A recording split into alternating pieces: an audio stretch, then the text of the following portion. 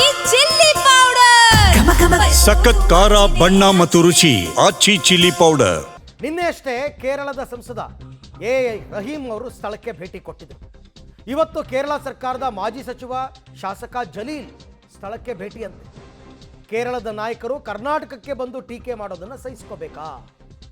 ಕೇರಳದಿಂದ ಬಂದು ಅಕ್ರಮಕ್ಕೆ ಕರ್ನಾಟಕದಲ್ಲಿ ಸಾಥ್ ಕೊಡೋದು ಯಾಕೆ? ನಾವೇನಾದರೂ ಕೇರಳಕ್ಕೆ ಹೋಗಿ ಅಕ್ರಮಗಳನ್ನು ಬೆಂಬಲಿಸಿದ್ರೆ ಅವ್ರು ಸುಮ್ಮನಿರ್ತಾರ? ಈ ಪ್ರಶ್ನೆಗೆ ಯಾರು ಉತ್ತರ ಕೊಡಬೇಕು? ಯಾರು ಗಟ್ಟಿಯಾಗಿ ಅದನ್ನು ಅಪೋಸೇ ಮಾಡ್ತಾ ಇಲ್ಲ. ನಿಮ್ದು ನೀವು ನೋಡ್ಕೊಳ್ರಪ್ಪ, ನಮ್ಮ ರಾಜ್ಯದ ನಾವು ನೋಡ್ಕೊತೀವಿ. ಇಲ್ಲೂ ಚುನಾಯಿತ ಸರ್ಕಾರನೇ ಇರೋದು, ಇಲ್ಲೂ ಜನರಿಂದ ಆಯ್ಕೆಯಾದ ಸರ್ಕಾರನೇ ಇರೋದು. ಯಾಕ ಗಟ್ಟಿ ಧ್ವನಿ ಇಲ್ಲ? ಧ್ವನಿ ಉಡುಗೋಯ್ತಾ? ಹಾಗಾದರೆ AICC ಅವರು ಅಷ್ಟು ಕಂಟ್ರೋಲಿಗೆ ತೊಗೊಂಡ್ಬಿಟ್ಟಿದ್ದಾರೆ ರಾಜ್ಯ ಸರ್ಕಾರವನ್ನು. ಯಾರೂ ಪ್ರಶ್ನೆ ಮಾಡ್ತಾ ಇಲ್ಲ. ಅಲ್ಲಾಗಿರ್ತಕ್ಕಂಥದ್ದು ಸರ್ಕಾರದ ಜಾಗದಲ್ಲಿ ಅವರು ಮನೆ ಕಟ್ಕೊಂಡಿದ್ರು. ಅವ್ರು ಯಾರಾದರೂ ಆಗಿರಲಿ, ಅವ್ರು ಅಲ್ಪಸಂಖ್ಯಾತರೋ ಬಹುಸಂಖ್ಯಾತರೋ ವಲಸಿಗರೋ ಯಾರಾದರೂ ಆಗಿರಲಿ, ಅಕ್ರಮವಾಗಿ ಸರ್ಕಾರದ ಜಾಗದಲ್ಲಿ ಮನೆ ಕಟ್ಕೊಂಡ್ರೆ ಸರಿನಾ ಅದು? ಆಮೇಲೆ ಇವ್ರನ್ನ ಈ ವಿಸಿಟ್ ಮಾಡೋದಕ್ಕೆ ಯಾರು ಬಿಟ್ಟಿದ್ದು? ಯಾರು ಪರ್ಮಿಷನ್ ಕೊಟ್ಟಿದ್ದು ಸ್ಥಳಕ್ಕೆ? ಈ ಎಲ್ಲ ವಿಚಾರಕ್ಕೆ ಸಂಬಂಧಪಟ್ಟಂತೆ ಮತ್ತಷ್ಟು ಮಾಹಿತಿ ನನ್ನ ಕೊಲೀಗ್ ಪ್ರಕಾಶ್ ಅವರಿಂದ ಪಡ್ಕೊಳ್ಳೋಣ. ಪ್ರಕಾಶ್, ಮೊದಲನೇದಾಗಿ ಆ ಕೇರಳ ರಾಜ್ಯದ MP, ಆ ಶಾಸಕ ಇವರುಗಳು ಬಂದು ವಿಸಿಟ್ ಮಾಡೋದನ್ನೇ ತಡೆಗಟ್ಟಬೇಕಾಗಿತ್ತು ಅಂತ ನನ್ನ ವಾದ. ಅದು ಯಾರು ಪರ್ಮಿಷನ್ ಕೊಟ್ಟರು ಅಂತ ನನಗೆ ಗೊತ್ತಿಲ್ಲ. ಇಲ್ಲಿ ಬಂದು ನಮ್ಮ ಸರ್ಕಾರದ ಮೇಲೆ ದಬ್ಬಾಳಿಕೆ ಮಾಡ್ತಾ ಇದ್ದಾರೆ. ಯಾಕೆ ರಾಜ್ಯ ಸರ್ಕಾರದ ಗಟ್ಟಿ ಧ್ವನಿ ಉಡುಗೋಗಿದೆ ಈ ವಿಚಾರದಲ್ಲಿ ಅಂತ? ಖಂಡಿತವಾಗ್ಲೂ ಕೂಡ ಇಂತಹ ಸಾಕಷ್ಟು ಪ್ರಶ್ನೆಗಳು ಕೂಡ ಇದೀಗ ಉದ್ಭವ ಆಗ್ತಾ ಇದ್ದಾವೆ. ಈಗಾಗಲೇ ಕೇರಳ ಸರ್ಕಾರದ ಕಿಚ್ಚಿಗೆ ನಮ್ಮ ರಾಜ್ಯ ಸರ್ಕಾರ ಮಂಡಿ ಯೂರ್ತಾ ಅನ್ನುವಂತಹ ಅನುಮಾನಗಳು ಕೂಡ ಇಲ್ಲಿ ವ್ಯಕ್ತವಾಗ್ತಾ ಇದ್ದಾವೆ. ಈಗಾಗಲೇ ಇದು ಇಲ್ಲೀಗಲ್, ಅನಧಿಕೃತವಾಗಿ ಇಲ್ಲಿ ವಾಸವಿದ್ದಾರೆ ಅಂತೇಳಿ GBA ಸ್ಪಷ್ಟನೆಯನ್ನು ಕೂಡ ಕೊಟ್ಟಿದೆ. ಜೊತೆಗೆ ಜಿಲ್ಲಾಡಳಿತದಿಂದ GBAಗೆ ಯಾವಾಗ ಹಸ್ತಾಂತರ ಆಯಿತು, ಎಷ್ಟು ಮನೆ ಇದೆ, ಮತ್ತೆ ಯಾವ ಸರ್ವೆ ನಂಬರ್, ಅದೆಲ್ಲವನ್ನ ಕೂಡ ವಿತ್ ಎಲ್ಲ ದಾಖಲೆಗಳನ್ನು ಕೂಡ ನೀಡಿದೆ. ಹೀಗಿರುವಂತಹ ಸಂದರ್ಭದಲ್ಲಿ ರಾಜ್ಯ ಸರ್ಕಾರ ಅದನ್ನ ಕೇರಳದ ಒಂದಿಷ್ಟು ಸಂಸದರು ಅಥವಾ ಶಾಸಕರು ಅಥವಾ ಕೇರಳದ ಶಾಸಕರ ನಿಯೋಗ ಇಲ್ಲಿಗೆ ಭೇಟಿ ನೀಡುತ್ತೆ ಅನ್ನುವಂಥ ಸಂದರ್ಭದಲ್ಲಿ ಅದನ್ನ ಗಟ್ಟಿ ಧ್ವನಿಯಾಗಿ ಹೇಳಬೇಕಾಗಿತ್ತು. ಇದು ಇಲ್ಲೀಗಲ್ ಆಗಿ ಇಲ್ಲೇ ವಾಸ ಮಾಡಿದ್ದಾರೆ ಅಂತ ಹೇಳಿ. ಹಾಗಿದ್ರೆ ಅದನ್ನ ಪ್ರಶ್ನೆ ಮಾಡುವಂತಹ ಧೈರ್ಯವನ್ನ ಕೂಡ ರಾಜ್ಯ ಸರ್ಕಾರ ಮಾಡ್ತಾ ಇಲ್ಲ. ಅದರಲ್ಲಿ ಕೂಡ CM DCM ಅವರು ಇದು ಇಲ್ಲೀಗಲ್ ಆಗಿ ಅಥವಾ ಅನಧಿಕೃತವಾಗಿ ಮನೆಗಳನ್ನ ಅಲ್ಲಿ ಕಟ್ಟಿಕೊಂಡಿದ್ರು ಅನ್ನುವಂಥದ್ದನ್ನ ಮಾತ್ರ ಹೇಳ್ತಾರೆ. ಆದ್ರೆ ಅದಕ್ಕೆ ಸಂಬಂಧಪಟ್ಟಂತ ದಾಖಲೆಗಳನ್ನ ಶೋ ಮಾಡಿ ಇಲ್ಲಿ ಕೇರಳದ ನಿಯೋಗ ಏನ್ ಬರ್ತಾ ಇತ್ತು ಅವರಿಗೆ ಗಟ್ಟಿ ಧ್ವನಿಯಿಂದ ಹೇಳುವಂತ ಯಾವ ಪ್ರಯತ್ನಗಳು ಕೂಡ ಮಾಡಲಿಲ್ಲ. ಸೊ ಹೀಗಾಗಿ ಎಲ್ಲೋ ಒಂದು ಕಡೆ KC ವೇಣುಗೋಪಾಲ್ ಅವರು ರಾಜ್ಯ ಸರ್ಕಾರಕ್ಕೆ ಸೂಚನೆ ಕೊಟ್ಟ ಬಳಿಕ ಎಲ್ಲೋ ಒಂದು ಕಡೆ ಅಧಿಕಾರಿಗಳು ಕೂಡ ತಂಡ ಹೊಡೆದ್ರ ಅಥವಾ ಮಾತನಾಡೋದಕ್ಕೂ ಕೂಡ ಒಂದು ಧೈರ್ಯ ತೋರಿಸ್ತಾ ಇಲ್ವ ಅನ್ನೋಂಥ ಪ್ರಶ್ನೆಗಳು ಕೂಡ ಉದ್ಭವ ಆಗ್ತಾ ಇದೆ. ಈಗಾಗಲೇ ನಿನ್ನೆ ಅಷ್ಟೇ ಸಂಸದ ರಹೀಂ ಅವರು, ಕೇರಳದ ಸಂಸದ, ಇಲ್ಲಿಗೆ ಭೇಟಿಯನ್ನ ಕೊಟ್ಟಿದ್ರು. ಅದಾದ ಬಳಿಕ ಇವತ್ತು ಶಾಸಕ ಜಲೀಲ್ ಅವರು ಕೂಡ ಭೇಟಿಯನ್ನ ಕೊಟ್ಟಿದ್ದಾರೆ.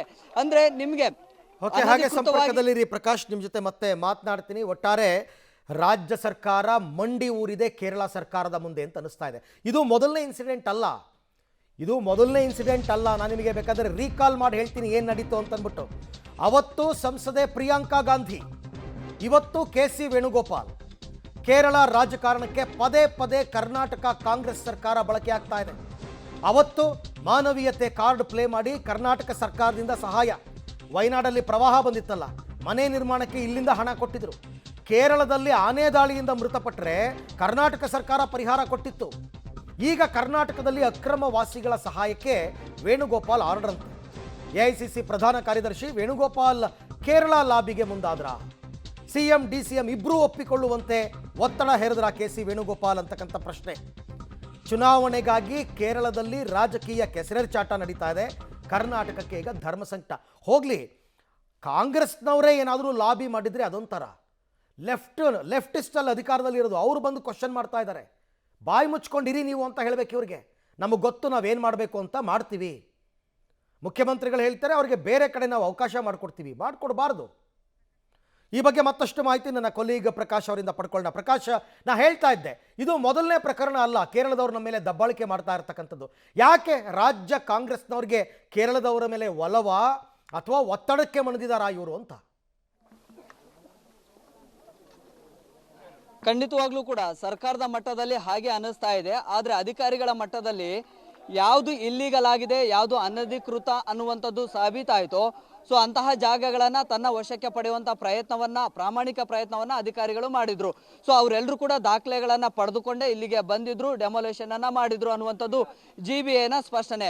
ಆದರೆ ಈಗ ಕೇರಳ ಸರ್ಕಾರ ಇದನ್ನ ಒಂದು ರೀತಿಯಲ್ಲಿ ಮಾನವೀಯತೆ ದೃಷ್ಟಿಕೋನದಿಂದ ಅಟ್ಯಾಕ್ ಮಾಡ್ತಾ ಇದೆ. ಸೊ ಇದನ್ನ ರಾಜಕೀಯ ಲಾಬಿ ಅಥವಾ ಬೇರೆ ಬೇರೆ ವಿಚಾರಗಳಿಗೆ ಬಳಕೆ ಮಾಡಿಕೊಳ್ತಾ ಇದೆ. ಆದರೆ ರಾಜ್ಯ ಸರ್ಕಾರ, ಅದರಲ್ಲೂ ಕೂಡ CM DCM ಗಟ್ಟಿ ಧ್ವನಿಯಿಂದ ಇದನ್ನ ಪ್ರಶ್ನೆ ಮಾಡಬೇಕಾಗಿತ್ತು. ಇದು ಇಲ್ಲೀಗಲು ಅನ್ನುವಂಥದ್ದಕ್ಕೆ ಅಥವಾ ಅನಧಿಕೃತವಾಗಿ ಇಲ್ಲಿದ್ದಾರೆ ಅನ್ನುವಂಥದ್ದಕ್ಕೆ ಒಂದು ಸ್ಪಷ್ಟನೆ ಇಲ್ಲಿಗೆ ಬರುವಂಥವ್ರಿಗೂ ಕೂಡ ಕೊಡಬೇಕಾಗಿತ್ತು. ಆದರೆ ಅದು ಯಾವುದು ಕೂಡ ಮಾಡಲಿಲ್ಲ. KC ವೇಣುಗೋಪಾಲ್ ಅವರು ಒಂದು ಸೂಚನೆಯನ್ನು ಕೊಟ್ಟರು. ಅದಾದ ಬಳಿಕ ಇಲ್ಲಿ ಏನಾಗಿದೆ ವಾಸ್ತವತೆ ಅನ್ನುವಂಥದ್ದು ಗ್ರೌಂಡ್ ಲೆವೆಲಲ್ಲಿ ಅಧಿಕಾರಿಗಳಿಂದ ಮಾಹಿತಿಯನ್ನು ಕೂಡ ಪಡೆದುಕೊಂಡಿತ್ತು ರಾಜ್ಯ ಸರ್ಕಾರ. ಆದರೆ ಗಟ್ಟಿ ಧ್ವನಿಯಿಂದ ಅದನ್ನು ಹೇಳುವಂತಹ ಪ್ರಯತ್ನವನ್ನು ಮಾಡಲಿಲ್ಲ. ಸೊ ಈಗ ಕೇರಳದ ಸಂಸದರು, ಶಾಸಕರು ಎಲ್ಲರೂ ಕೂಡ ಇಲ್ಲಿ ಬಂದರು. ಇಲ್ಲಿ ಬಂದಂಥ ಬಳಿಕ ಅವರನ್ನು ಮಾನವೀಯತೆ ದೃಷ್ಟಿಕೋನದಿಂದ ನಾವು ಪ್ರಶ್ನೆ ಮಾಡ್ತಾ ಇದ್ದೀವಿ. ಸೊ ಸರ್ಕಾರ ಏನಾದರೂ ಪರ್ಯಾಯ ವ್ಯವಸ್ಥೆಯನ್ನು ಮಾಡಿಕೊಡ್ತಾ ಅನ್ನುವಂಥದ್ದನ್ನು ಕೇಳ್ತಾ ಇದ್ದಾರೆ. ಆದರೆ ಇದೇ ಮಾನವೀಯತೆಯ ಪ್ರಜ್ಞೆ ನಮ್ಮ ರಾಜ್ಯ ಸರ್ಕಾರಕ್ಕೂ ಕೂಡ ಇದೆ. ಕೇರಳದಲ್ಲಿ ವಯನಾಡು ದುರಂತ ಆದಂಥ ಸಂದರ್ಭದಲ್ಲಿ, ಆನೆ ದಾಳಿ ಆದಂಥ ಸಂದರ್ಭದಲ್ಲಿ, ಬೇರೆ ಬೇರೆ ಸಂದರ್ಭಗಳಲ್ಲಿ ಕೂಡ ನಮ್ಮ ಕರ್ನಾಟಕ ಸರ್ಕಾರ ಮಾನವೀಯತೆಯನ್ನು ಪ್ರದರ್ಶನ ಮಾಡಿದೆ. ಸೊ ಒಂದಿಷ್ಟು ಪರಿಹಾರಗಳನ್ನು ಅಥವಾ ಬೇರೆ ಬೇರೆ ಮುಖಾಂತರವಾಗಿ ಅಲ್ಲಿ ಸಹಾಯದ ಹಸ್ತವನ್ನು ಚಾಚಿದೆ. ಸೊ ಮಾನವೀಯತೆಯ ಪಾಠವನ್ನು ಹೇಳ್ಕೊಡೋದಕ್ಕೆ ರಾಜ್ಯ ಸರ್ಕಾರಕ್ಕೇ ಕೇರಳ ಸರ್ಕಾರ ಬರ್ತಾ ಇದೆ.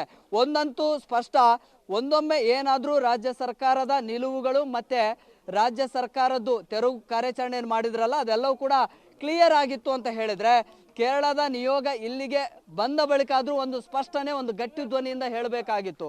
ಆದರೆ ಅದು ಯಾವುದು ಕೂಡ ಮಾಡಲಿಲ್ಲ. ಸೊ ಹಾಗಾಗಿ ರಾಜ್ಯ ಸರ್ಕಾರದ ಮಟ್ಟದಲ್ಲಿ ಅಥವಾ ಒಂದಿಷ್ಟು ನಾಯಕರ ಮಟ್ಟದಲ್ಲಿ ಒಂದು ರೀತಿಯಲ್ಲಿ ಸೈಲೆಂಟ್ ಆಗಿ ಸರೆಂಡರ್ ಆಗಿದೆ ಅನ್ನುವಂಥದ್ದು ಮೇಲ್ನೋಟಕ್ಕೆ ಗೊತ್ತಾಗ್ತಾ ಇದೆ. ರೈಟ್, ಥ್ಯಾಂಕ್ ಯು ಪ್ರಕಾಶ್, ತಮ್ಮೆಲ್ಲ ಮಾಹಿತಿಗಾಗಿ ಧನ್ಯವಾದ. ಒಂದು ಕಡೆ ಪ್ರಿಯಾಂಕಾ ವಾದ್ರಾ ಅವರು ಸಂಸದರು ಕೇರಳದಿಂದ ಆಯ್ಕೆ ಆಗಿರ್ತಕ್ಕಂಥವ್ರು, ಮತ್ತೊಂದು ಕಡೆ ವೇಣುಗೋಪಾಲ್, ಇವರಿಬ್ಬರ ಲಾಬಿಗೆ ಸರ್ಕಾರ ಯಾಕೆ ಮಣಿಬೇಕು?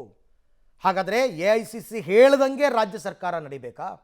ಇಲ್ಲಿ ಆಡಳಿತ ನಡೆಸ್ತಾ ಇರ್ತಕ್ಕಂಥವ್ರಿಗೆ ಸ್ವತಂತ್ರ ಅನ್ನೋದು ಏನೂ ಇಲ್ವಾ? ಆ ಥರ ಇಲ್ಲಿಗಲ್ಲ ಆದರೆ ಕೋರ್ಟ್ ಇದೆ, ನೋಡ್ಕೊಳ್ತಾರೆ. ಅವ್ರು ಯಾರು ಇಲ್ಲಿಗೆ ಬಂದು ರಾಜಕೀಯ ಮಾಡೋದಕ್ಕೆ? ಅವ್ರನ್ನ ಯಾರು ಒಳಗಡೆಗೆ ಬಿಟ್ಟವರು? ಸಂಸದರನ್ನ ಇಲ್ಲಿಗೆ ಬರೋದಕ್ಕೆ ಬಿಟ್ಟವ್ರು ಯಾರು? ಶಾಸಕರನ್ನ ಇಲ್ಲಿಗೆ ಬರೋಕ್ಕೆ ಬಿಟ್ಟವ್ರೆ? ನೀವು ಸರೆಂಡರ್ ಕಂಪ್ಲೀಟಾಗಿ ಶರಣಾಗಿದ್ದೀರ ಅಷ್ಟೇ.